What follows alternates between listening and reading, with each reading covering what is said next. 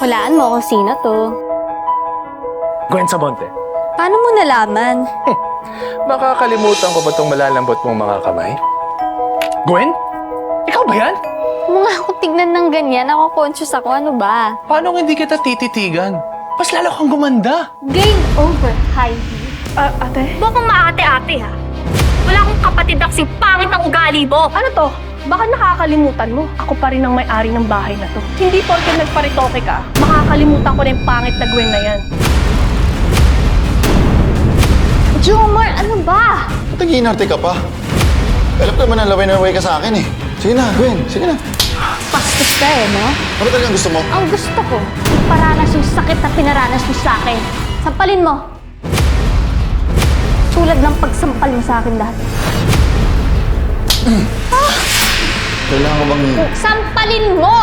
Yung malakas! Sorry. Tara, umalis na tayo. Halika na. Talagang pagkakaperahan niyo pa talaga ako ng bongga. Sa tingin niyo ba papalampasin ko to, ha? Dapat pagtrabahuan niyo muna yung perang makukuha niyo. Bukas ng umaga, pagbalik ko dito, gusto ko malinis na yung bahay. Wala nang ipis! Naintindihan niyo ba? Yes, ma'am. Ano to? Bakit ang dumi? Ano, di ka sasagot? Ben, tama na! Ben, tama na! Ben, tama na! Ano ba?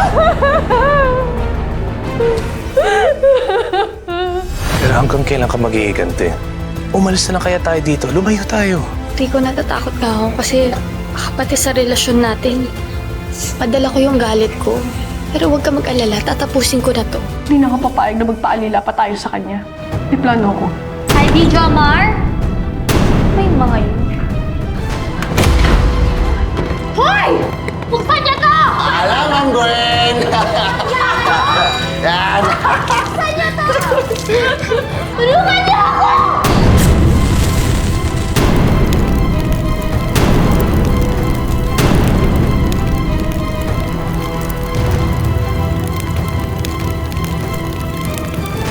Alamin natin ang mga sagot sa pagwawakas ng ating kwento dito lang sa Tadhana.